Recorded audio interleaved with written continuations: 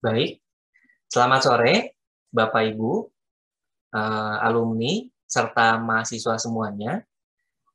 Selamat datang di acara Denlis Award dan Maranatha Engineering Talk 2022. Kami ucapkan terima kasih atas kehadiran Dekan Fakultas Teknik, Bapak Ibu dosen pengajar, alumni sekaligus narasumber pada hari ini, serta teman-teman hima dan mahasiswa semua. Sebelum memulai kegiatan pada sore hari ini, mari kita buka dengan doa. Doa pembuka akan dipimpin oleh Ibu Christina STMT. Kepada Ibu Christina STMT, kami persilahkan. Ya, terima kasih Pak Panji. Ini suara saya kedengeran ya? Terdengar, Bu. Oke. Ya, mari kita berdoa. Saya akan pimpin dalam iman Kristen yang lain dapat menyesuaikan dengan keyakinan masing-masing. Mari kita berdoa. Tuhan, terima kasih Tuhan karena pada sore hari ini kami boleh berkumpul bersama Tuhan di Zoom ini beserta dengan satu keluarga dari Fakultas Teknik Universitas Kristen Maranatha. Dan terima kasih juga Tuhan atas kesehatan dan pikiran yang sehat juga Tuhan pada saat kami berkumpul di sini. Dan kami juga sebentar lagi akan mengadakan acara di Denlis. Kiranya Tuhan juga mau memimpin acara ini agar semuanya dapat berjalan lancar sesuai dengan kehendak-Mu. Dan kami serahkan juga para pengisi dari acara, baik pembicara maupun para mahasiswa dan panitia semuanya ke dalam tangan-Mu, agar semua acara ini dapat didukung dengan baik sesuai dengan kehendak-Mu. Kami serahkan jalannya acara ini sesuai dengan kehendak-Mu. Dalam nama Tuhan Yesus kami berdoa ucap syukur. Terima kasih Tuhan. Amin. Amin. Terima kasih Ibu Christina. Pak. Baik, selanjutnya mari kita dengarkan kata sambutan dari Dekan Fakultas Teknik. Ya, terima kasih Pak Bin. Kepada Bapak Dr. Yosafat Aji Pranata STMT, kami persilahkan. Ya, terima kasih. Apa suara saya lancar Pak Bin? Lancar Pak Yos. Selamat sore Ibu Bapak Wakil Dekan Ketua Prodi di Fakultas Teknik ya. Kemudian kepada Pak Irfan yang akan menjadi pembicara sore ini, Bapak Ibu dosen dan juga tenaga kependidikan Fakultas Teknik, undangan, dan tentunya adik-adik mahasiswa Fakultas Teknik ya, baik yang ada di Zoom ini maupun di YouTube ya. Karena acara sore ini memang untuk rekan-rekan adik mahasiswa Fakultas Teknik. Ya. Sekali lagi selamat sore. Nah, acara Denlis ini sudah kita langsungkan dari tahun kemarin ya. Jadi memang rekan-rekan mahasiswa yang telah mencapai prestasi di semester ganjil, yaitu indeks prestasi semester, itu akan mendapatkan penghargaan Denlis. Selanjutnya, mahasiswa yang mendapatkan prestasi baik tingkat nasional maupun internasional di bidang akademik maupun non-akademik juga akan mendapatkan penghargaan pada sore hari ini atas capaian yang telah diperoleh selama semester ganjil kemarin. Bagi yang telah berhasil mencapai prestasi tersebut, saya mengucapkan selamat. Semoga selalu memberikan inspirasi bagi rekan-rekannya untuk terus maju dan berkembang selama menjadi mahasiswa. Baik prestasi di tingkat universitas, nasional maupun internasional. Dan sore ini pula kita kedatangan cutting ya, yaitu Pak Irfan. Ini cutting kalian dari Prodi Teknik Industri yang akan berbagi atau sharing pengalaman pekerjaannya dan juga bidang yang sekarang sedang digeluti. Sekali lagi saya ucapkan selamat bagi rekan-rekan yang telah berprestasi, adik-adik mahasiswa, dan bagi yang belum, mari terus kita tingkatkan kemampuan sehingga pada kesempatan berikutnya prestasi kita meningkat semuanya, gitu ya. Amin dan terima kasih, Pak Bin. Terima kasih, Pak Yos. Baik, terima kasih kepada Bapak Dr. Yosafat Aji Pranata STMT. Selanjutnya, mari kita memasuki sesi Maranatha Engineering Talk. Sebelum memulai sesi Maranatha Engineering Talk, izinkan saya membacakan CV singkat dari narasumber kita pada sore hari ini. Irfan Nusantara Lubis, lulusan Teknik Industri Maranatha tahun 2010. Setelah lulus sempat bekerja di Jambi, di PT Federal International Finance, member of Astra Finance, bagian kredit section head. Kemudian sempat juga bekerja di Jakarta Selatan tahun 2013 sampai 2016 di PT Surya Arta Nusantara Finance, member of Astra Finance juga sampai sekarang. 2013 sampai 2016 bagian account relationship officer. Kemudian 2016 sampai 2019 di bagian officer.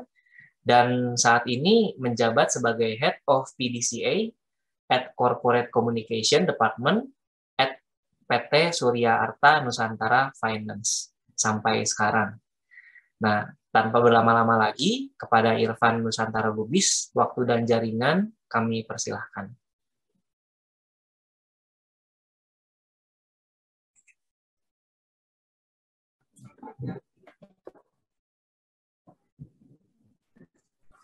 Ya baik, selamat sore. Terima kasih Mas Panji. Suara saya terdengar dengan jelas ya? Terdengar dengan jelas. Oke, baik. Sebelum mulai saya mau menyapa dulu dan mengucapkan terima kasih kepada Fakultas Teknik yang sudah memberikan kesempatan. Selamat sore, salam sejahtera buat kita semua. Saya khususnya saya menyapa kepada dekan, wakil dekan, dan juga ketua program di masing-masing jurusan, Pak Yosafat, Ibu Novi Teresia, Ibu Novi, Pak Denny, Pak Heri, Ibu Kristina atau Ciroro, dan Pak Jimmy, selamat sore, dan kepada rekan-rekan Bapak Ibu dosen, rekan mahasiswa, selamat sore. Tadi juga saya lihat ada Pak Jimmy, dosen pembimbing saya dulu. Apa kabar Pak Jimmy?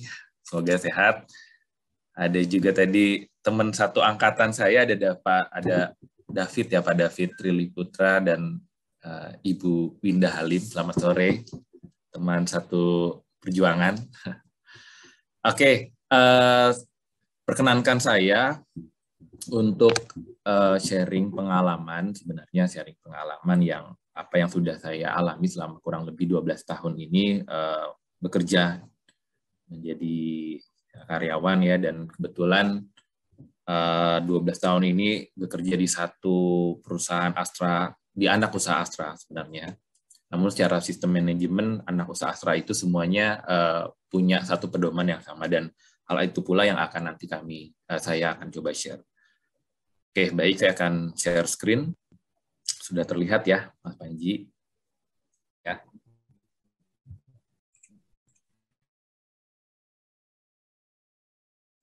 Baik, sudah terlihat ya, Mas Panji? Sudah terlihat, Pak. Silakan, Pak.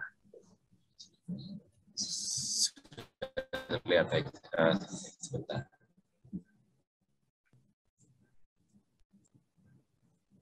Ya. Oke, baik. Selamat sore sekali lagi, Bapak Ibu. Saya akan share pengalaman saya, yang terutama pengalaman terakhir saya 6 tahun. Yang ada di departemen PDCA, yang mana departemen ini departemen yang mengontrol dan juga memfasilitasi proses formulasi dari mulai strategi company, implementasi, improvement. Oke. Mengulang saja sebenarnya perjalanan karir saya yang ini ada hubungannya dengan ini. Kalau bisa dibilang skop saya ini di financial service industry atau industri pembiayaan, di mana skop yang sekarang saya geluti adalah PDCA dan Strategic Operational Management, Continuous Improvement, dan juga setahun terakhir saya juga diminta untuk memimpin corporate communication. Nah, ya saya lulusan tahun 2005 Teknik Industri Maranatha dan lulus tahun 2010. Maksud saya angkatan 2005 lulus tahun 2010. Lalu setelah wisuda, puji Tuhan waktu itu langsung dikasih kesempatan untuk kerja di FIF yang juga merupakan anak perusahaan Astra. Saya waktu itu masuk program ODP, jadi langsung setelah lulus langsung ditempatkan jadi Credit Section Head di cabang Muara Bungo Jambi. 2 tahun di sana, setelah itu saya baru pindah ke PT yang sekarang, yaitu Surya Arta Nusantara Finance. Awalnya saya menjadi Account Relationship Officer, Lalu itu sekitar 3 tahun. 2015 saya diangkat jadi koordinator relationship officer di cabang Jakarta, dan 2016 saya dipindahkan ke head office menjadi PDCA atau Plan Do Check Action Officer selama 3 tahun. Setelah itu saya diminta untuk menjadi corporate strategy PDCA dan corporate communication department head sampai sekarang. Beberapa project yang related dengan scope yang sekarang saya geluti itu lebih banyak terkait dengan improvement dan inovasi, Bapak Ibu. Di 2017 sudah ada beberapa project dan sertifikasi terkait manajemen sistem, problem solving dengan DMIC yang kan barang baru ya kalau belajar DMIC, dan saya ketemu lagi di kerjaan saya sekarang gitu. 2018, 19, 20, 21 sebenarnya praktis saya lebih banyak bergelut di project-project terkait dengan inovasi bisnis di financial services yang sekarang. Dan beberapa kali juga Astra menggelar kompetisi inovasi. Baru tahun kemarin banget, 2021, baru perusahaan kami, Surya Arta Nusantara Finance atau disingkat SANF, baru bisa dapat 1 gelar yang bisa kita banggakan, yaitu Value Chain Innovation untuk channeling financing. Dan proyek ini menghasilkan kontribusi sales kita sekitar 673 miliar. Jadi ya angka yang cukup besar buat kami, perusahaan yang kalau dibanding dengan anak usaha Astra lainnya, kalau Bapak Ibu mungkin pernah dengar ada AHM, United Tractors,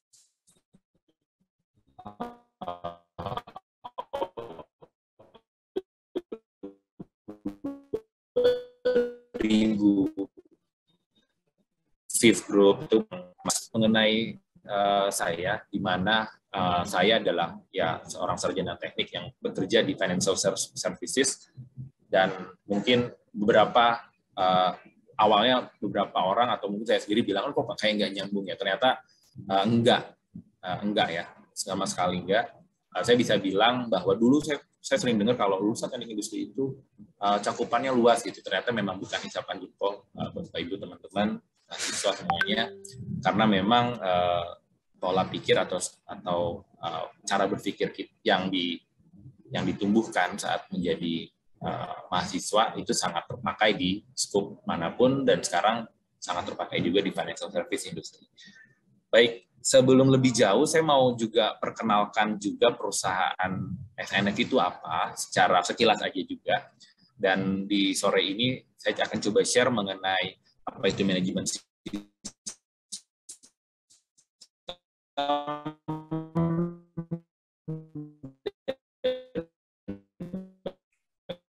Maaf memotong, Pak. Implementasi PDCA di manajemennya.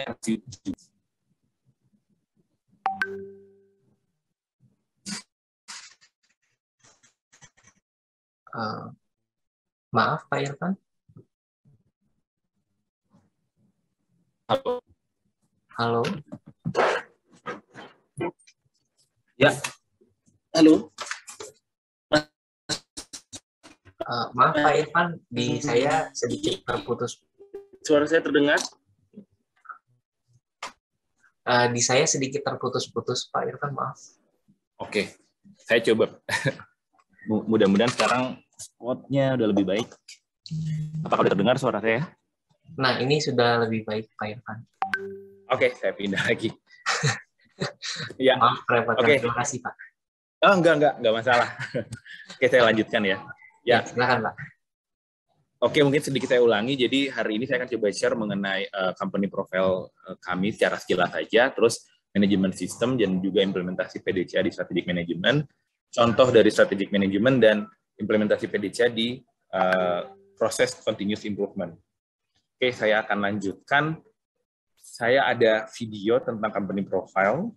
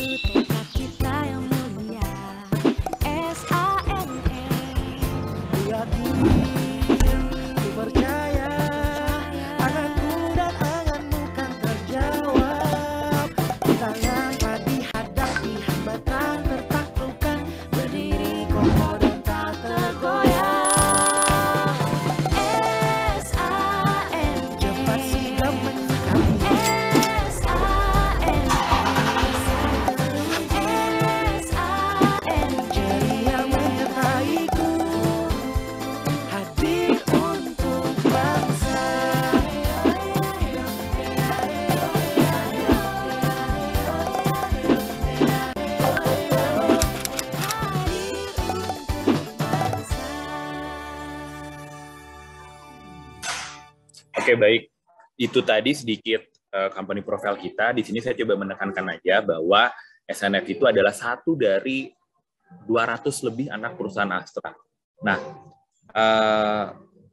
ada 7 lini bisnis, ada otomotif, financial services, HE, mining, agribisnis, infrastruktur, IT, dan properti, dan kami itu adalah anak usaha dari lini bisnis financial services. Financial services ini juga ada macam-macam, ada pembiayaan mobil, mungkin Bapak Ibu pernah dengar ada ACC, TAF, atau itu Astra Finance, ada motorcycle, itu Fifth Group, ada insurance atau asuransi Astra Buana atau Garda Auto, dan juga fintech, ada Auda, Maukes, dan kami itu yang pembiayaan untuk alat berat dan truk, gitu ya. Jadi SNF ini adalah jasa keuangan untuk financial lease, atau orang sering menyebutnya leasing gitu ya, untuk alat berat dan truk. Kita anak usaha nggak cuma dari Astra, tapi juga anak usaha dari Marubeni. Juga sekilas bahwa SNF itu sudah punya sekitar hampir 3.000 customer, dan totalnya sekitar 30.000 alat berat yang sudah kita biayai. Karyawan kita nggak banyak, sekitar 170 orang saat ini, tapi aset kita juga lumayan. Saat ini kita punya aset itu 4,1 triliun, Pak Ibu, dan sekilas juga mengenai bisnis proses kita. Ya, saya nggak akan terangkan semuanya, mungkin hanya di core bisnis aja, bahwa bisnis pembiayaan itu intinya adalah prosesnya seperti ini. Ada pelaku usaha, karena customer kita kebanyakan pebisnis ya, Bapak Ibu.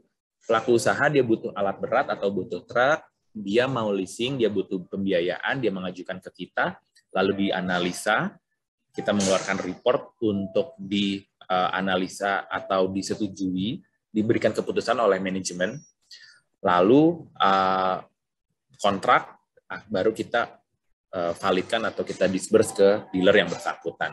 Secara garis besar begitu prosesnya. Nanti kalau si customer ini ada kesulitan atau bisnisnya nggak lancar, biasanya dia nunggak gitu ya. Kalau sudah lebih dari berapa hari, maka alat beratnya harus dikembalikan kepada kita, pada SNF. Oke. Dan secara overview untuk bisnis partner, SNF itu ada macam-macam, mostly juga di ekosistemnya Astra. Mungkin nama-nama di sini Bapak Ibu udah pernah dengar ya, ada UT Pama, ada Ahas, Isuzu, Selok, asuransi Astra, Astragrafia, ini semua adalah partnernya kita SNF. Nah, itu dia sekilas mengenai saya dan juga mengenai perusahaan yang sekarang tempat saya bekerja. Gitu. Nah, sekarang saya coba masuk ke bagian yang pertama, yaitu kaitan antara teknik industri dengan manajemen sistem. Oke. Nah, saya coba berangkat dulu dari teknik industri itu sendiri.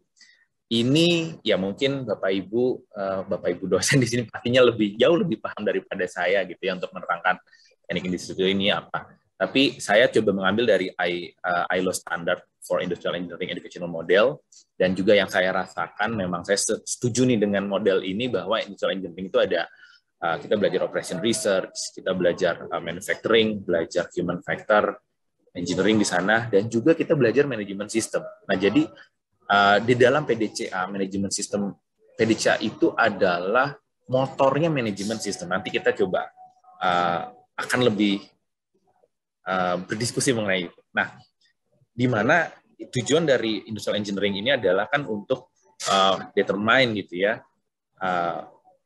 most efficient and effective ways untuk organisasi untuk mengoptimalkan people, machine, material, energy untuk tujuan tertentu. Bisa itu barang, bisa itu jasa, gitu ya. Jadi nggak cuma terpaku di barang menurut saya. Filosofi teknik industri ini harusnya juga bisa diterapkan di dimanapun, termasuk di jasa yang saat ini saya ada di jasa keuangan. Nah, kata kuncinya di sini adalah efisien dan efektif. Nah, menurut apa yang saya alamin, untuk menuju proses yang efisien dan hasil yang optimal, hasil yang sesuai dengan tujuan atau efektivitas, kita tidak kecil kemungkinannya ada satu mekanisme yang sudah langsung jadi itu adalah mekanisme yang terbaik. Harus dilakukan pengujian, harus dilakukan, kita harus mengoperasikannya terlebih dahulu, terus nanti kelihatan mana proses mana yang banyak non-edit value-nya, mana yang harus kita kurangin segala macam. Maka dari itu harus ada plan, do, check, action di situ, di mana di dalamnya ada improvement yang sifatnya never ending. Nah, kita coba kembali ke manajemen sistem. Ini adalah pengertian menurut Astra, Bapak Ibu. Namun kalau Bapak Ibu coba nanti bandingkan dengan literasi lainnya, ya harusnya sih nggak berbeda jauh ya. Bahwa manajemen sistem itu adalah sistem yang melibatkan semua karyawan untuk mengelola dan meningkatkan kualitas dari bisnis proses melalui keselarasan. Nah, ini kata kunci, keselarasan antara strategi dan eksekusi, continuous improvement, inovasi untuk memberikan kepuasan kepada customer dan juga meningkatkan daya saing dari perusahaan itu sendiri. Nah, di Astra kami memiliki 4 pilar. Ya, di pilar ini corporate philosophy dan business work ethic ini menjadi atapnya, atau di kami itu namanya Catur Dharma Astra. Ya, tapi saya nggak akan berbicara tentang Catur Dharma Astra. Nah, yang menjadi pilar gitu ya dan fondasinya itu adalah 4 hal ini.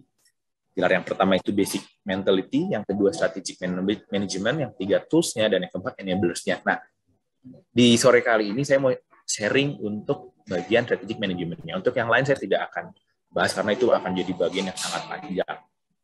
Baik, kita akan lebih dalam ke strategic management itu sendiri. Nah, bahwa fungsi dari strategic management ini yang pertama adalah menjadi guideline atau panduan untuk siapapun organisasi bisnis untuk menjalankan pengelolaan di sistem itu sendiri. Yang kedua, untuk menyelaraskan antara goal strategi dari level corporate, company, sampai di kami di Astra itu adalah sampai ke level individu, gitu ya. Bapak Ibu coba bayangkan bahwa yang harus diselaraskan dan dideploy itu benar-benar dari atas ya, dari corporate sampai ke individu. Di kami itu ada namanya IPP, Individual Performance Plan.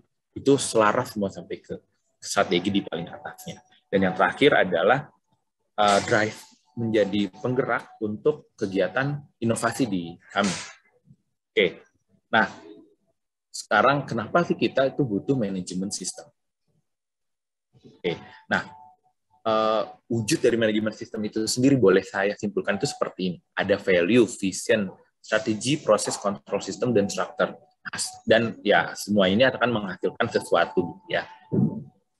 Maka manajemen sistem itu dibutuhkan agar semuanya ada dan selaras. Kenapa? Karena kalau tidak ada value itu akan ini lebih singkatnya saja ya, itu akan frustasi. Kalau tidak ada vision akan confuse. Kalau tidak ada strategi akan ada kemungkinan wrong start. Kalau tidak ada proses, tidak efisien, tidak ada kontrol, bisa jadi wrong step, dan tidak ada struktur, itu crowded. Maka dari itu dibutuhkan kita harus memastikan bahwa ini semua ada dan selaras.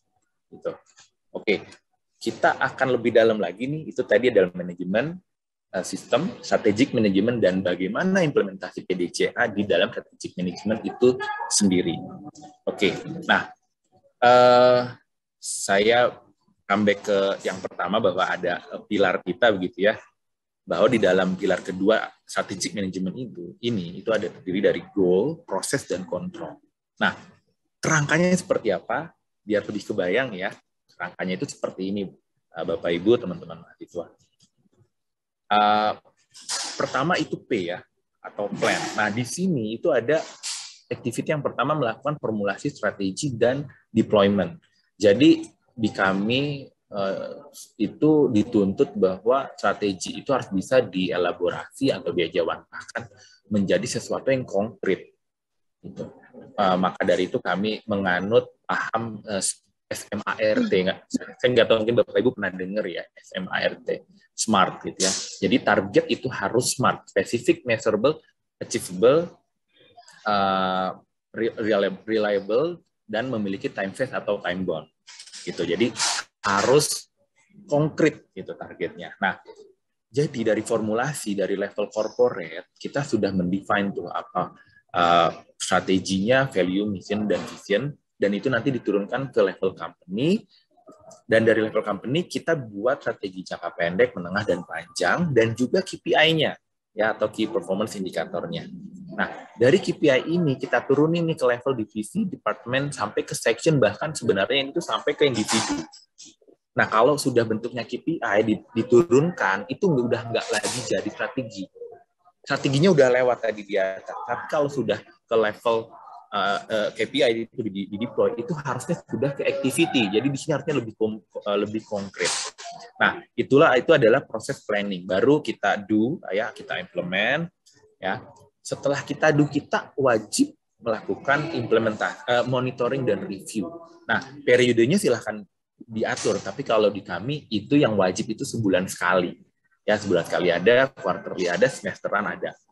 Baru setelah itu, kalau ada proses yang terbukti menghasilkan hasil yang terbaik, maka itu harus kita standarkan. Standarkan menjadi apa? SOP, SK, bahkan kita systemize. Gitu ya. Nanti ada contohnya. Nah, oke. Flow-nya seperti apa? Flow-nya adalah yang pertama, ini yang saya sebagai PDCA Departemen lakukan di kantor. Dan sebenarnya semua PDCA-nya Astra itu melakukan hal yang sama.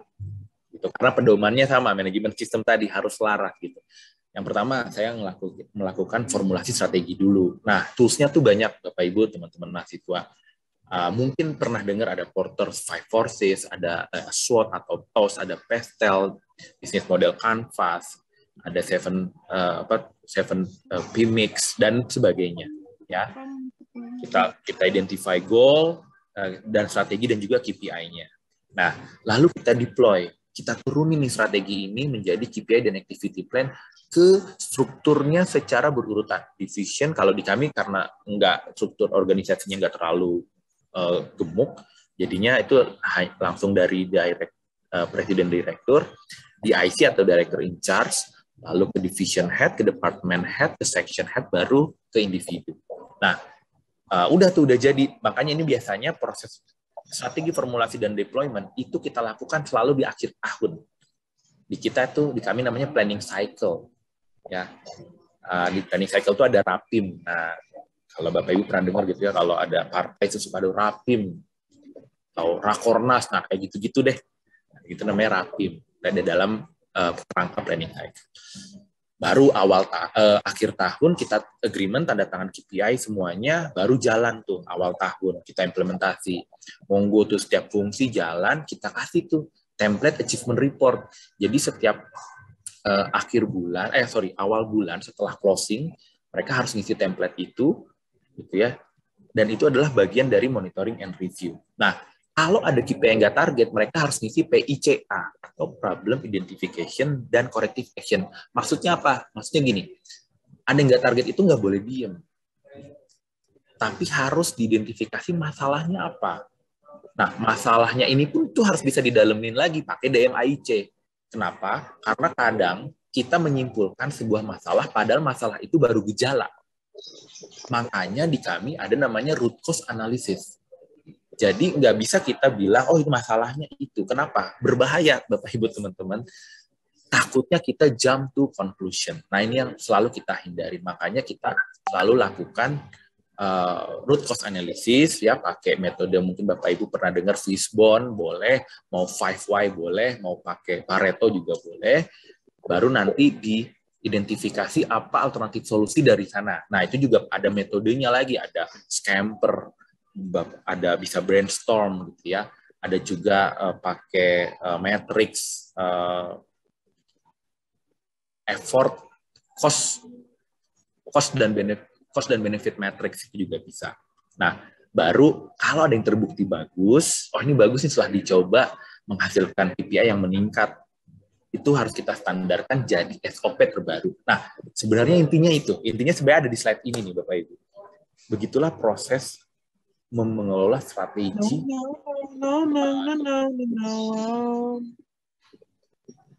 Oke, begitulah mengelola strategi di kami. Jadi formulasi, kita deploy, kita lakukan, kita monitor. Kalau hasilnya baik, kita standarkan. Nah, kenapa PDCA itu kita sebut sebagai sebuah siklus? Karena begini, saat sudah kita mendapatkan cara terbaik dan itu sudah distandarkan, ya perusahaan itu kan salah satu tujuannya bukan cuma profit, tapi growth dan juga sustainability. Jadi pada saat kita mau tumbuh, targetnya itu harus di-stretch, harus kita challenge lagi ya. Bener nggak Bapak Ibu ya?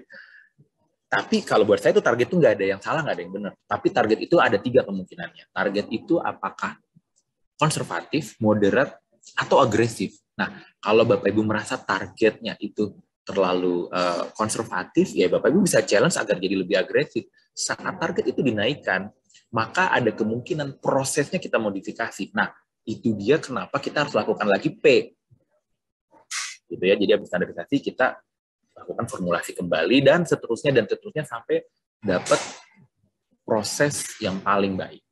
Oke, saya lanjutkan, mungkin ini sekilas saja, ini lebih ke fungsi saya. PDCA itu kontrol poinnya apa aja di setiap stage gitu ya. Kalau di formulasi itu ada visi misi, strategi, policy dalam 1 dan 3 tahun, dan itu semua ada di planning cycle.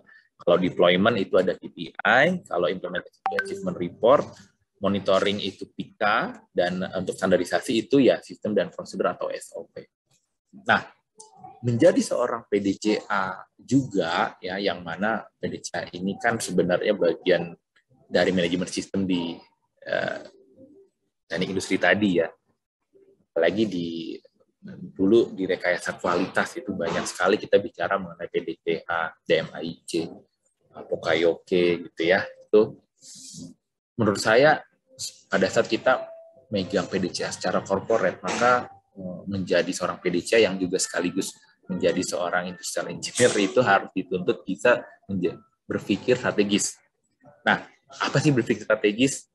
Satu, think above, bisa berpikir helicopter view, think behind, ya. Jadi nggak cuma mikir ke depan, tapi kita bisa pelajarin tren yang terjadi di performance kita. Think below itu kita harus cek secara detail, sometimes kita harus bisa berpikir lebih mikro, gitu ya, datang ke lapangan, turun ke lapangan. Think beyond itu ya, ini istilah terminologi yang lagi hot gitu ya. Think like there's no box, creative thinking, dan think ahead.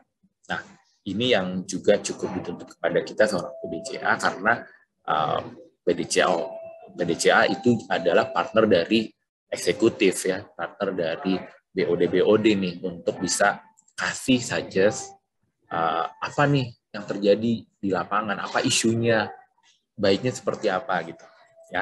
Nah, biar lebih kebayang, saya mau kasih contohnya Bapak Ibu, teman-teman mahasiswa semuanya. Nah, ini nih yang saya lakukan setiap tahun ya. Ini adalah yang pertama tadi, formulasi gitu ya. Kan tools-nya banyak ya. Kalau kita nggak harus pakai semua tools yang paling relevan aja. Dan ya menurut kami, kita analisa market, analisa industri, menggunakan Pestel gitu ya, menggunakan SWOT, bisnis model Canvas itu sudah cukup. Nah, ini kebetulan ini saya buat. Di sini ada analisa, karena kami perusahaan pembiayaan alat berat, jadi ada analisa harga batu bara, ada analisa harga komoditi, terus HE itu heavy equipment, ini adalah market alat berat ya, terus market share-nya, terus juga untuk bisnis baru, ini tracking gitu ya.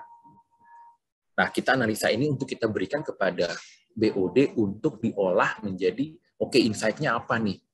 Apa yang harus kita perkuat, apa yang harus kita waspadai.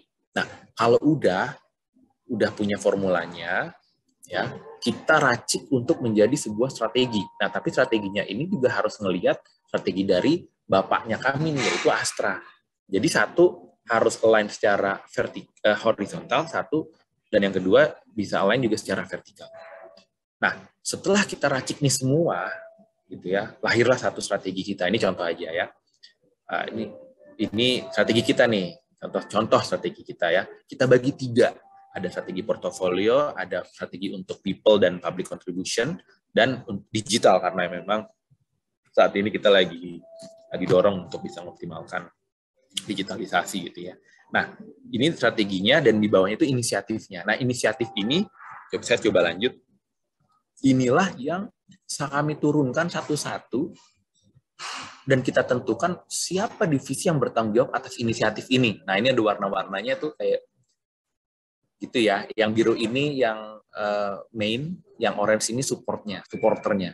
Gitu. Bedanya apa? Bedanya di bobot KPI nanti. Yang main bobotnya harusnya lebih tinggi. Gitu ya. Nah, ini kan level divisi, ini kan harus diturunkan lagi jadi level departemen. Jadi nanti mereka yang kebagian, misalkan ini ya sales and marketing gitu ya. Ini kan ada dapat 1, 2, 3, 4. Nah, 5, 6. 6 inilah jadi KPI-nya sih sales and marketing, dan 6 ini pula yang harus diturunkan ke departemen di bawahnya. Simpelnya kurang lebih seperti itu Bapak Ibu. Dan setelah itu kita deploy, ini contoh juga kita dapat nih namanya pohon KPI. Kelihatan tuh KPI dari mulai atas ya, dari company sampai ke division sampai ke departemen. Ini sebenarnya pohonnya tuh sampai bawah ya, cuman saya kasih contoh sekilas aja. Selanjutnya pada saat implementasi kami juga buat template ya. Sebenarnya template ini sudah ada di panduannya ya, atau kita namakan tuh, kalau saya namanya kitabnya gitu ya, namanya kitab AMS, Astra Management System. Kurang lebih seperti ini, KPI-nya apa aja, bobotnya, satuannya, target, actual, dan achievement-nya. Poin itu adalah achievement di sini dikalikan dengan bobot ya.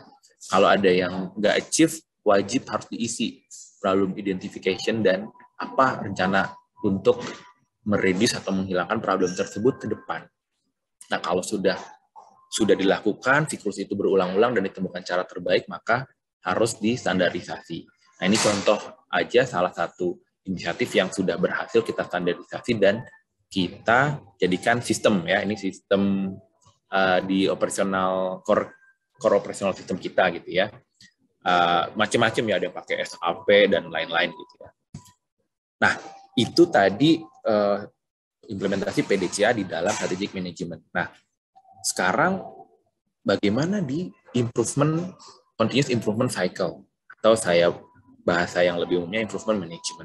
Saya mau ajak lagi kembali ke slide yang awal tadi, bahwa proses menuju efisien efektif ini itu harus dilakukan siklus PDCA yang ada di sana. Nah, dalam siklus PDCA itu akan lahirlah improvement. Kenapa? Ini contohnya. Saat ini S itu standarisasi ya. Jadi saat sudah distandarkan, maka terjadi kondisi yang tadi yang saya sebut. Apakah dia harus growth, maka targetnya di stretch lagi, di challenge lagi jadi naik, gitu ya. Atau mungkin ternyata targetnya sebenarnya tidak di stretch, tapi eksekusinya yang belum optimal, ya. Maka di situ maka akan muncul maka akan di-challenge apa yang bisa di-improve. Nah, saat ada challenge apa yang bisa di-improve, maka siklus PDCA akan jalan kembali. Begitu seterusnya. Makanya kita sebut PDCA ini sebuah roda yang berputar, di mana setiap putaran-putaran itu akan menghasilkan improvement kecil, bahkan improvement besar gitu ya. Makanya saya sebut di sini adalah never ending improvement. Gitu ya. Sebenarnya contoh gampangnya itu kalau kayak Bapak Ibu mau ke kampus, dan rumahnya mungkin agak jauh gitu ya. Kan kampus kita ada di Surah Sumatri, mungkin rumahnya dari Kopo gitu. Untuk pertama kali ke kampus Maranatha, pasti lewat jalan mungkin lihat Google Map gitu ya. Setelah jalan, oh ternyata saya telat nih setelah 10 menit. Apa yang Bapak Ibu lakukan? Pasti cari cara lain agar nggak telat. Entah itu bangunnya lebih pagi, atau bangunnya tetap, tapi rutenya yang dirubah.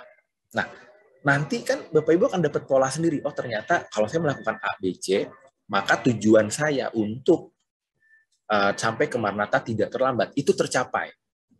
Gitu kan? Nah, itu kan sebenarnya Bapak Ibu sudah melakukan PDCA. Gitu. Di mana di dalam itu ada improvement. 1, improvement rute.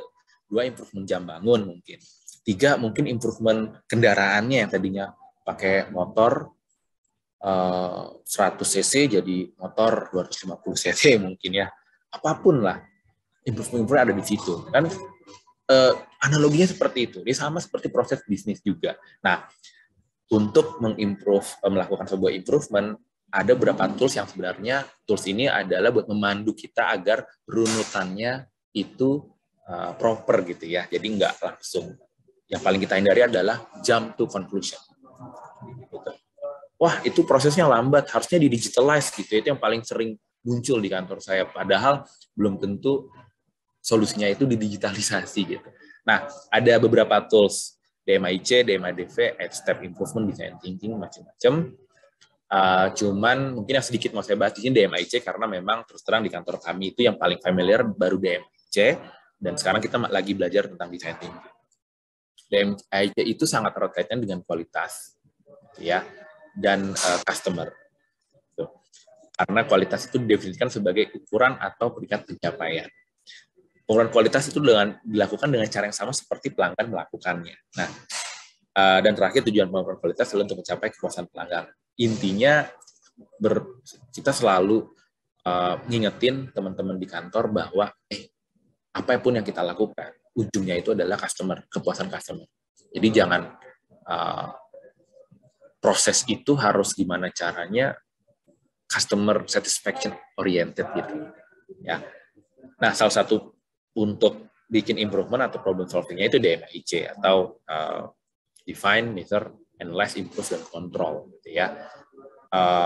Ya mungkin di teknik industri saat ini sudah mempelajari ini, jadi rasanya saya nggak akan terlalu banyak berbicara tentang definisinya satu-satu. Intinya yang penting dari DMIC atau problem solving-nya adalah sistematika berpikir yang benar.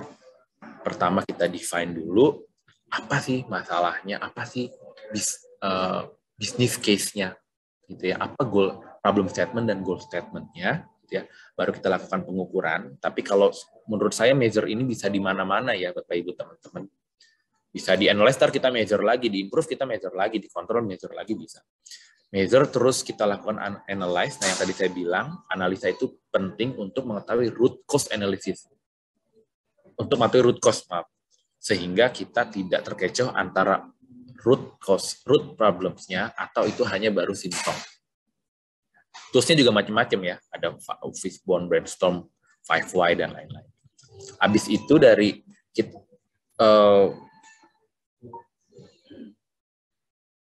root cause, alternatif root cause, atau root cause opsional yang sudah kita pilih, kita kembangin satu-satu alternatif solusinya apa. Itu ada di fase improve.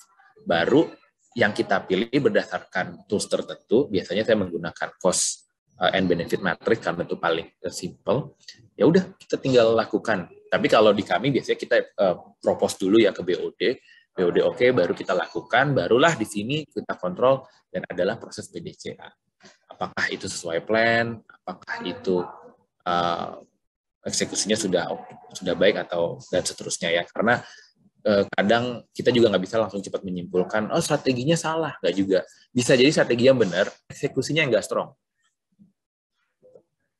Jadi memang analisa yang dalam terhadap kontrol ini juga harus dilakukan gitu. Ya terakhir mungkin sharing aja, dengan adanya manajemen sistem, strategic management, dan continuous improvement itu di kami dan juga sebenarnya di semua anak usaha Astra, kita sangat didorong untuk bisa terus melakukan atau menghasilkan, menelurkan inovasi-inovasi bisnis dan juga inovasi-inovasi di proses bisnis. Maka dari itu kebetulan saya yang juga lead untuk project, kita bikin kompetisi inovasi di internal kita gitu ya, mulai dari tahun 2018 dan ini kira-kira perjalanannya seperti ini. Ya, dan ya puji Tuhan 2019 itu kita baru pertama kali ngasih project ke Astra gitu ya, dengan ya syukur-syukur lah masuk final gitu ya. Ternyata masuk final dan kita masuk final di level yang cukup tinggi, namanya BPI atau Business Process Innovation. Levelnya itu ada QCC, QCP, BPI. Nah ini istilah-istilah yang dulu saya sering dengar banget nih di teknik industri. Sekarang masih terpakai nih di Astra sampai sekarang. Kalau QCC itu di kami level inovasi di level departemen, QCP itu di level division, BPI itu di level company, dan yang terakhir kami puji Tuhan juara itu di VCI, itu level paling tinggi, yaitu antar company. Ya, jadi kita di sini juara untuk special recognition. Kita kerjasama SNF, FIF, Asuransi Astra, dan Auda, yaitu untuk fintech. Kita kolaborasi antar company, kita bikin satu namanya channeling financing. Dan yang tadi saya ceritain menghasilkan 600 miliar di tahun 2021 dan bisa jadi juara. Tahun kemarin saya juga buat menghasilkan teman-teman di kantor saya buat 100 project untuk yang level individu, 16 untuk yang level QCP atau departemen, division, dan QCC 25 yang level departemen.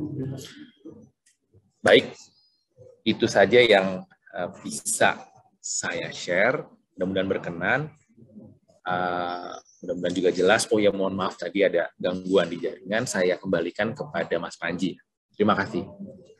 Baik, terima kasih kepada Pak Irfan Nusantara Lubis atas paparan materi yang menurut saya luar biasa nih, bahkan bermanfaat ya, dari kuliah sampai pekerjaannya sekarang, Pak Irfan. Ya, sangat bermanfaat.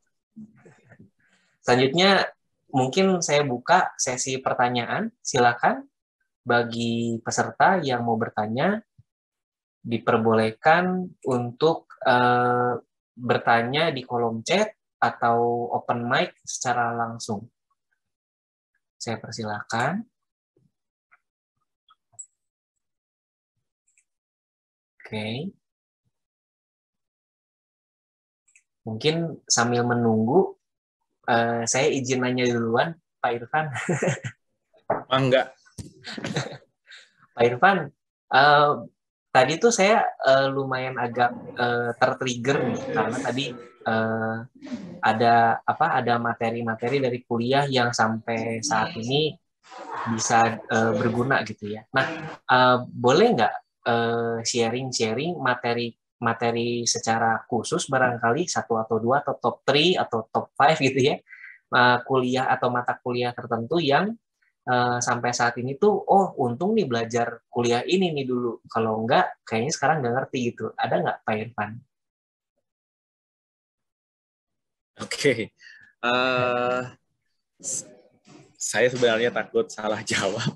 Jadi mohon maaf Bapak Ibu Teknik Industri kalau saya salah ya jawab penyebutan namanya dan lain-lain ya. Tapi thank you Mas Panji pertanyaannya. Pastinya ada banget gitu ya. Kalau saya boleh sebutkan top 3, wah sebenarnya top 3 kedikitan karena banyak banget. Cuman mungkin yang paling relate ya pastinya filosofi di mata kuliahnya rekayasa kualitas, filosofi di mata kuliahnya P3, personal research, terus juga P3 produk gitu ya. Terus karena saya di financial services juga dulu ya belajar sedikit lah tentang ekonomi gitu ya, ekonomi teknik dan lain-lain, manajemen keuangan ya. Meskipun pada akhirnya saya nggak mungkin nggak belajar keuangan lebih dalam karena saya ada di financial services. Jadi ya memang secara finance gitu ya, baca buku keuangan, baca ledger gitu kan nggak terlalu banyak dibahas ya waktu itu di teknik industri. Akhirnya sih saya belajar sendiri. Nah, cuman yang mau saya bisa share, mau saya garis bawahi adalah begini. Kalau menurut saya ini sekedar sharing ya Bapak Ibu. Ya ini yang saya alami gitu, yang saya rasain. Kan sebenarnya nggak cuman secara keilmuan kita diisi ya pada saat kuliah ya. Nggak cuman rumus gitu ya, nggak cuman guidance dari masing-masing mata kuliah. Tapi apa yang saya alami dan sangat saya syukuri itu adalah membentuk pola pikir sih. Membentuk pola pikir yang efisien dan efektif tadi itu yang sangat saya rasakan saat saya belajar di teknik industri ya, bahwa bagaimana kita bisa menemukan sesuatu di titik paling optimal dari resource yang kita punya. Nah, modal ini sebenarnya yang saya bawa ke dunia kerja.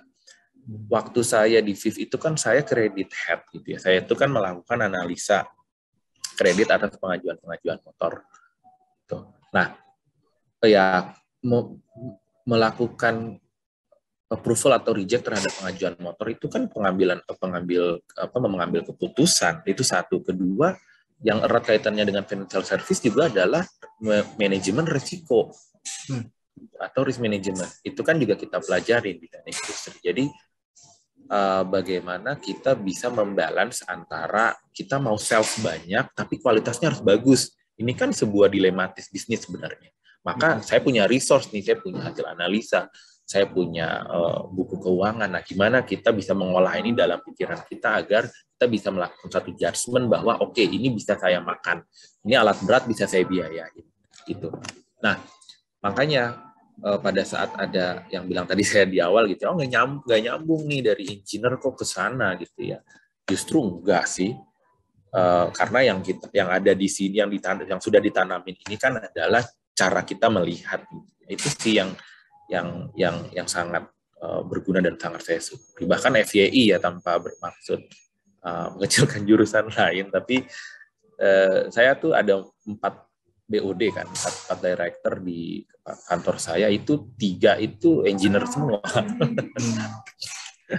Ya, CEO saya itu teknik kimia, terus ada arsitek, ada sipil dan mesin. Cuman direktur finance saya yang memang background-nya ekonomi gitu. Jadi ya itu juga buktikan bahwa ya pola pikir ini apabila terus diasah gitu ya, itu bisa membawa kita ke satu growth mind yang lebih baik, lebih luar biasa sih. Itu sih Mas Raji. Baik, saya sepakat nih dengan Pak Irfan. Terima kasih banyak. Baik, bagi peserta yang lain, barangkali ada yang mau bertanya atau menyampaikan pendapat atau berdiskusi.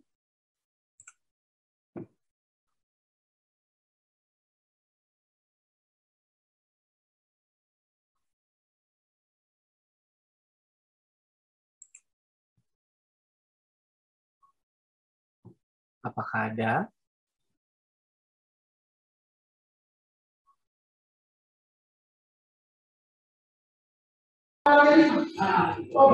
Silahkan. Mungkin nggak harus juga dari TI ya, mungkin dari teman-teman di jurusan lain juga kalau ada yang mau ditanyain silahkan.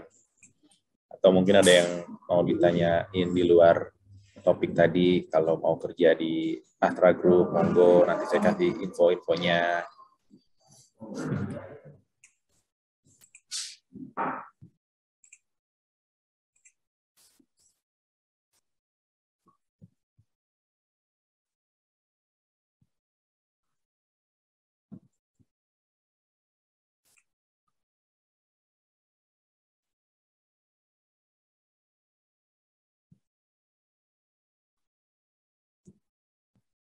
Baik. Mungkin ini karena penjelasan dari Pak Irfan ini juga terstruktur dan udah jelas banget nih. Amin. Jadi teman-teman sudah semuanya tampaknya sudah sangat sepakat dengan pernyataannya Pak Irfan. Mungkin selanjutnya saya mau memberikan sertifikat secara simbolis Pak Irfan. Mungkin boleh minta tolong kepada seksi publikasi dan dokumentasi untuk dipersilakan untuk mendokumentasikannya. Nah, jadi ini sertifikat yang mungkin sebagai simbolis dulu Pak Irfan supaya tanda terima kasih gitu untuk jadi narasumber di kegiatan ini. Mohon diterima Pak Irfan. Terima kasih banyak atas apresiasinya. Terima kasih. Pada seksi publikasi dan dokumentasi, boleh minta tolong untuk dokumentasikan. Baik Pak, untuk Pak Irfan, saya izin foto ya Pak, bersama sertifikatnya. 1, 2, 3. Baik, terima kasih Pak. Oke, terima kasih. Terima kasih. Baik. Kami juga tidak lupa mengundang seluruh peserta kegiatan untuk mengikuti dokumentasi kegiatan bersama. Jadi untuk peserta kegiatan yang sudah hadir, kiranya berkenan untuk mengaktifkan kamera masing-masing.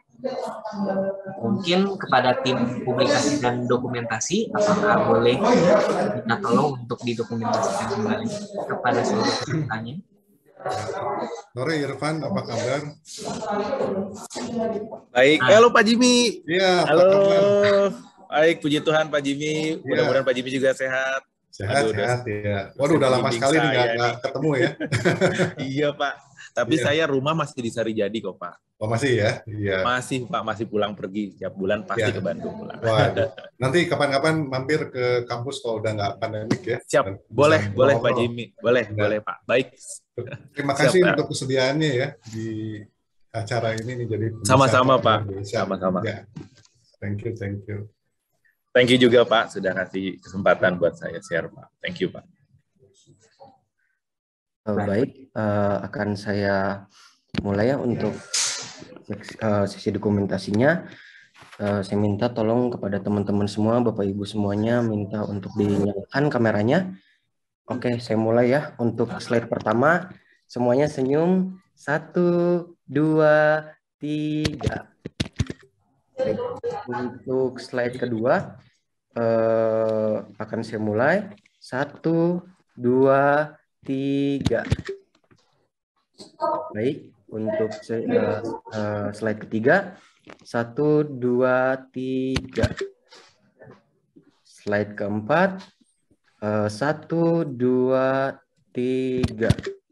Baik, untuk slide terakhir, slide kelima, 1, 2, 3. Baik, sudah selesai sesi dokumentasinya. Saya kembalikan lagi kepada Pak Pin. Baik, terima kasih kepada tim publikasi dan dokumentasi. Baik, selanjutnya sesi yang ditunggu-tunggu nih sama teman-teman yang hadir semua nih hari ini. Yaitu, mari kita memasuki sesi Denlis Award, Fakultas Teknik periode semester ganjil tahun akademik 2021-2022. Mari kita mulai dari program studi teknik sipil terlebih dahulu. Denlis Award, program studi teknik sipil dengan kategori indeks prestasi semester terbaik. Untuk membacakan Denlis Award, program studi teknik sipil, kami mengundang Bapak Dr. Denny Setiawan, STMT. Kepada Bapak Dr. Denny Setiawan, STMT, kami persilahkan. Terima kasih Pak Pin. Izin membacakan untuk penerima Denlis untuk program studi teknik sipil dengan indeks prestasi semesternya 3,5 sampai 4. Yang pertama adalah Everiki, kayaknya langganan ya Everiki. Ya, Everiki dengan IPS-nya adalah 3,91. Yang berikutnya adalah Lucky Gunawan 3,91. Lalu Kevin Nathanael 3,88. Dea Lydia 3,88. Lalu Riko Pratama Putra 3,68. Joel Christian 3,83. Joan Florence Christy Rosandi 3,82. Lalu Johanna Gunawan 3,82. Berikutnya adalah Prabu Matvi Hafiz Anjar 3,78. Julia 3,77. Aulia Jessica Saudila 3,75. Nicholas Abram Sere Naimbaho 3,75. Cut Talita Salsabila Nura Prilly 3,72. Adinda Mutiara Cesar 3,72. Vincent Christian Laia 3,72.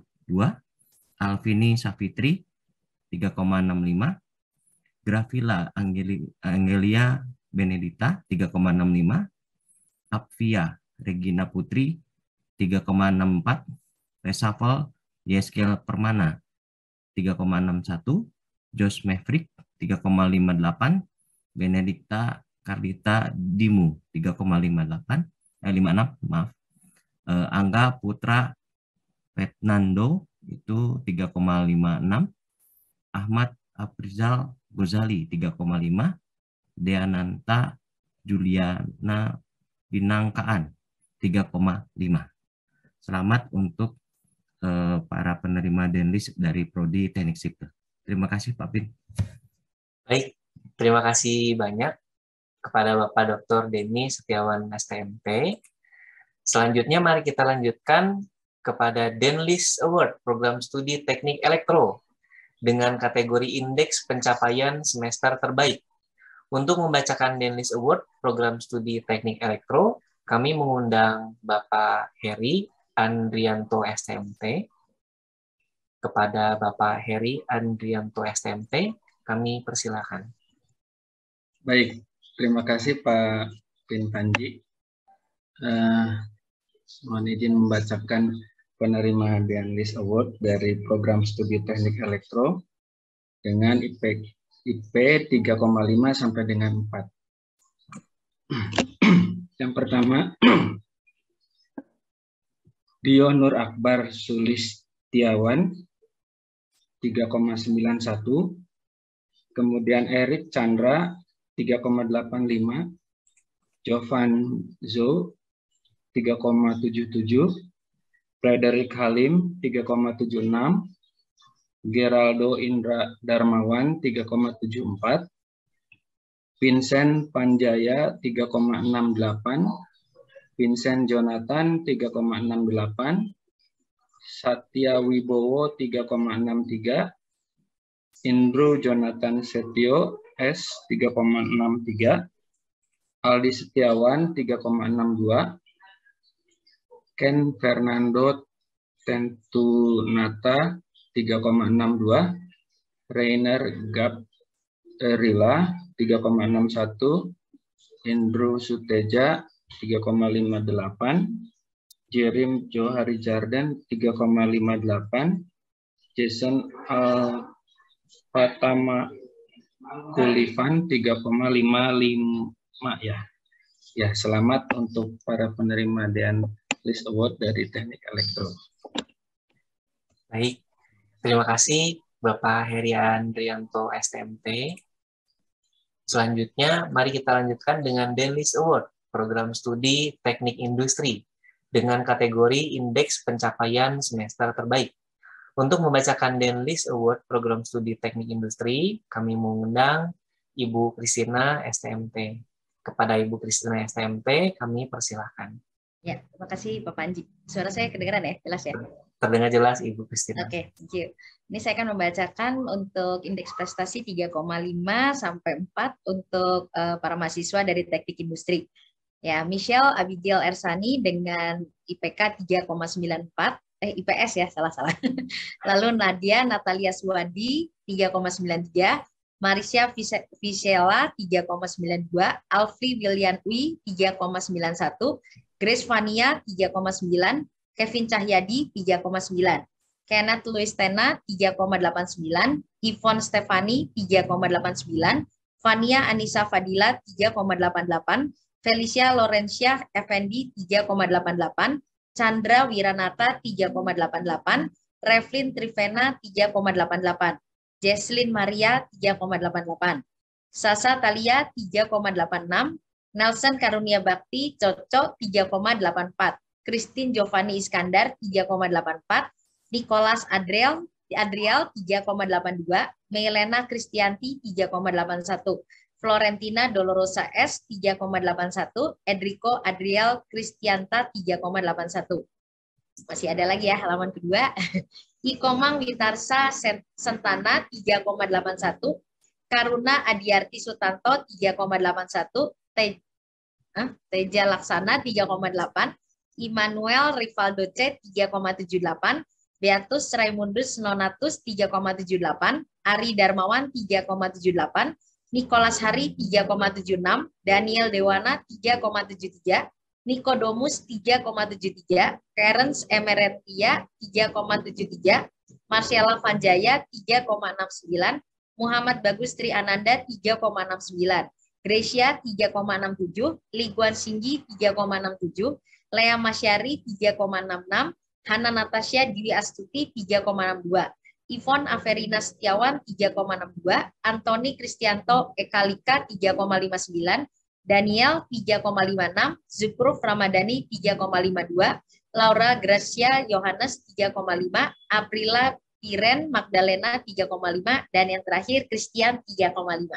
Ya, selamat untuk para penerima Denlis Award. Terima kasih. Baik, terima kasih Ibu Kristina STMT. Selanjutnya mari kita lanjutkan dengan Denlis Award program studi sistem komputer dengan kategori indeks pencapaian semester terbaik Untuk membacakan Denlis Award Program Studi Sistem Komputer, kami mengundang Bapak Jimmy Agustian Lukito, STMT, kepada Bapak Jimmy Bapak Jimmy Agustian Lukito, STMT, kami persilahkan. Oke, terima kasih Pak Pin Panji. Suara saya terdengar, Pak Pin? Terdengar, Pak Jimmy. Oke. Saya akan membacakan untuk IPS semester untuk Studi Sistem Komputer. Yang pertama, Gabriel Kusuma Salim, dengan IPS 3,78. Lalu Felix Eventus Cahyadi, 3,72. Christopher Junius Sinu Kaban, 3,71. Kristabel Kurniawan, IPS 3,71. Dan Michael Gabe Simarmata dengan IPS 3,58. Oke, selamat teman-teman semua. Saya kembalikan lagi kepada Pak Pin Panji Abilos. Baik, terima kasih Pak Jimmy Agustian Lukito, STMT. Selanjutnya, mari kita lanjutkan dengan sesi Denlis Special Award, Fakultas Teknik, periode semester ganjil, tahun akademik 2021 sampai dengan 2022. Untuk membacakan Denlis Special Award, Fakultas Teknik, kami mengundang Bapak Dr. Yosafat Aji Pranata, STMT, untuk membacakan mahasiswa yang berprestasi. Kepada Bapak Dr. Yosafat Aji Pranata, STMT, kami persilahkan. Terima kasih Pak Pin. Sesuai dengan ketentuan yang berlaku di universitas kita, jadi untuk Special Award ini selain sertifikat Denlis juga akan mendapatkan hadiah yang lain begitu ya, nanti kita tunggu saja. Nah, siapa yang akan mendapatkannya kita lihat dari data yang sudah kita rekap. Capaian IPS semester ganjil ini ada Sufi Angela Hagianto, IPS-nya 4, Gerald Christian Julin, IPS 4, Yonatan Adi Saputra 4, Wilvan Marcelino Sanusi Cahya 4, Ronaldo Dev Jonathan 4, Vincent Liu 4, Jeremy Wihardi 4, Cantika Adila Putri IPS juga 4, Theodor Setiawan Wijaya IPS 4, Salfredo Andri 4, Oswald Fieri Yuda Wibawa 4, Yonatan Yesiel Wijaya 3,95, Martin 3,95, Valdi 3,95, dan yang terakhir Deborah Vivia Kusuma Ardani 3,95. Selamat sekali lagi. Terima kasih. Baik, terima kasih kepada Bapak Dr. Yosafat Aji Pranata, STMT. Selanjutnya, mari kita melanjutkan kepada sesi penghargaan prestasi akademik Fakultas Teknik periode semester ganjil tahun akademik 2021-2022. Untuk membacakan penghargaan prestasi akademik dan non-akademik, kami mengundang Wakil Dekan Bidang Akademik, Ibu Novi Teresia Boru Pasaribu, STMT. Kepada Ibu Novi Teresia Boru Pasaribu, STMT, kami persilahkan. Oke, terima kasih Pak Pin. Jadi kita akan memberikan penghargaan kepada mahasiswa yang telah mengharumkan nama Fakultas Teknik ya untuk prestasi akademik maupun non-akademik. Untuk akademik ini selamat pada Prodi Teknik Sipil untuk para finalis ya, finalis dalam lomba rancang bangun menggunakan material geosintetik. Ini timnya ada Geraldo Davin, ada Alexander Genkesiana, dan Farel Luki Rustanto. Selamat untuk tim dari Teknik Sipil. Kemudian ada lagi, kita lanjut kepada tim Teknik Sipil juga yang berhasil mendapatkan juara harapan ketiga dalam Lomba Artikel Ilmiah Nasional 2021. Ini adalah non-integrasi IMPS Student Research. Anggotanya terdiri dari Prabu Matvis, Natasha Angelina Cutalita, dan Rian Tupu. Selamat untuk tim dari Teknik Sipil. Selanjutnya kita akan melihat prestasi akademik juga yang diraih oleh kali ini dari Teknik Elektro. Ini berhasil lolos ya sebenarnya di evaluasi tahap 2 dalam kontes robot terbang Indonesia tahun 2021. Tim terdiri dari Dimitri, Jeremy, Jerim, dan Vincent Utama. Selamat untuk tim dari Teknik Elektro. Dan kita lihat selanjutnya, dari tim teknik industri juga berhasil mendapatkan juara 2 dalam Industrial Design Seminar dan Competitions ke-8 di 2021 ini. Tim terdiri dari Tubagus Panji Ismail, Gabriela Karin, dan Kano Senon. Selamat untuk tim teknik industri.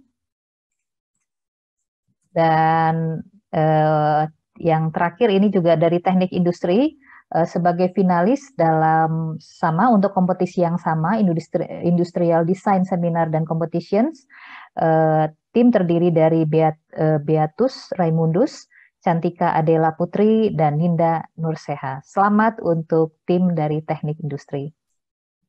Dan kita lihat teknik industri ya, memang tahun ini cukup, tahun semester ganjil yang lalu ya, ini cukup banyak.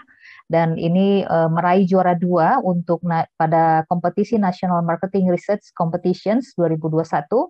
Tim terdiri dari Jessica Ines, Christy Caroline, dan Ninyoman Rati.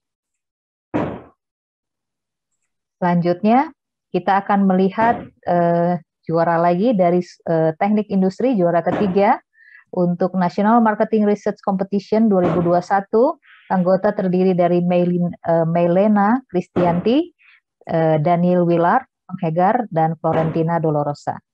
Selamat untuk teknik industri, untuk sistem komputer dan teknik sipil. Tetap semangat, mudah-mudahan di semester ini kalian bisa meraih banyak lagi prestasi ya di bidang akademik. Oke, kita lanjut, Pak Pin. Untuk penghargaan prestasi non-akademik, nah, jadi selain akademik ada juga prestasi non-akademik. Kita berterima kasih untuk Ari Joses dan Warren Evander Santoso dari Teknik Elektro dan Teknik Industri. Untuk Ari Joses ini meraih juara 1 untuk Fighter Connection, kemudian babak kualifikasi untuk Konprof ke-14 pada Pekan Olahraga Provinsi Jawa Barat Muay Thai Indonesia Subang 2021. Dan untuk Warren, selamat mendapatkan juara 1 dalam lomba e-sport Rektor Cup Universitas Kristen Indonesia Toraja dari Teknik Industri. Selamat untuk Teknik Elektro dan Teknik Industri. Mungkin untuk anak-anak tetap semangat, kalian bisa meraih untuk setiap prestasi yang akan datang, dan manfaatkan kesempatan-kesempatan yang lain selain prestasi akademik dan non-akademik. Kalian juga bisa mengikuti yang tadi yang saya sampaikan, student exchange, ataupun kalian mengikuti program MBKM untuk melengkapi portofolio kalian. Selamat untuk anak-anak, tetap semangat, tetap berjuang, selamat mengikuti perkuliahan, dan semoga kalian sukses. Terima kasih semuanya. Terima kasih Pak Pin. Baik, terima kasih Ibu Novi Teresia Boru Pasaribu STMT. Baik, mari selanjutnya kami mengundang seluruh peserta kegiatan untuk mengisi presensi kehadiran kegiatan sore hari ini. Presensi kehadiran bisa dikunjungi melalui tautan pada barcode yang ditampilkan atau link yang disediakan pada kolom chat. Baik. Baik, kalau begitu sambil menunggu pengisian presensi, mari kita sekaligus menutup kegiatan ini dengan doa penutup. Untuk memimpin doa penutup kegiatan pada sore hari ini, kami mengundang Bapak Heri Andrianto STMT. Kepada Bapak Heri Andrianto STMT, kami persilakan untuk memimpin doa penutup. Ya, terima kasih Pak Pintanji. Bapak Ibu dan mahasiswa-mahasiswi sekalian, mari kita bersatu di dalam doa. Ya Tuhan Allah Bapa kami, terima kasih untuk acara yang boleh berjalan dengan lancar ya Tuhan, berkat pimpinan penyertaan Tuhan. Tuhan, terima kasih untuk semuanya, untuk prestasi-prestasi yang sudah diraih ya Tuhan, berkat yang begitu besar bagi kami ya Tuhan. Semoga mahasiswa-mahasiswi kami di Fakultas Teknik ini ya Tuhan dapat lebih meningkatkan prestasinya lagi ya Tuhan di tahun-tahun yang akan datang. kami menyerahkan semuanya hanya ke dalam tangan-Mu. Tuhan juga terima kasih untuk materi yang sudah dibagikan pada saat ini ya Tuhan. Kiranya materi yang sudah dibagikan dapat bermanfaat bagi kami dan Tuhan juga memberkati pembicara yang sudah memberikan materi kepada kami ya Tuhan. Tuhan Allah Bapa kami juga berdoa untuk Fakultas Teknik, untuk Pak Dekan, untuk Wakil Dekan juga, dan untuk Kaprodi, dan juga untuk staf dan mahasiswa-mahasiswi di Fakultas Teknik ini, kiranya Tuhan selalu menyertai kami dan memberkati kami. Semuanya hanya kami serahkan, hanya di dalam nama Tuhan Yesus Kristus kami berdoa. Amin. Amin. Baik, terima kasih Bapak Heri Andrianto STMT. Dengan berakhirnya doa penutup, usai sudah kegiatan Denlis Award dan Maranatha Engineering Talk 2022, Fakultas Teknik Universitas Kristen Maranatha, periode semester ganjil tahun akademik 2021-2022. Terima kasih kepada Dekan dan jajarannya, Bapak Ibu dosen, alumni sekaligus narasumber pada hari ini, mahasiswa yang sudah hadir, serta seluruh panitia yang terlibat pada kegiatan pada sore hari ini. Sekali lagi selamat kepada para peraih penghargaan, tetap semangat dan tetap terus berjuang untuk meraih prestasi selanjutnya. Sampai jumpa pada kesempatan berikutnya. Selamat malam dan selamat beristirahat semuanya. Terima kasih. Terima kasih Pak Panji. Terima kasih semuanya. Terima kasih, selamat sore.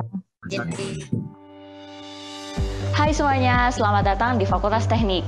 Fakultas Teknik Maranatha punya 4 program studi. Yang pertama ada program studi aku sendiri yaitu Teknik Sipil, selanjutnya ada Teknik Industri, Teknik Elektro, dan yang terakhir ada Sistem Komputer. Empat-empatnya ini punya keunikan serta dilengkapi dengan fasilitas serta program pembelajaran yang tentunya mumpuni untuk mendukung kalian memahami materi-materi yang akan didapatkan. Nah, mau tahu ada keunikan apa aja? Yuk, lihat sama-sama. Sebuah tempat terbaik untuk siapapun yang ingin memenuhi rasa ingin tahunya dalam bidang keteknikan dan memiliki keinginan besar untuk membangun bangsa Indonesia. BIM School, untuk kamu yang tertarik di bidang teknik sipil.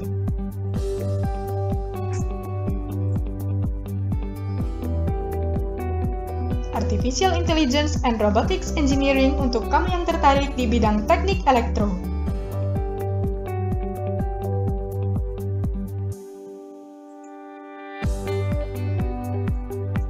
Industrial Digital Transformation, untuk kamu yang tertarik di bidang teknik industri. IoT and Game Technology, untuk kamu yang tertarik di bidang sistem komputer.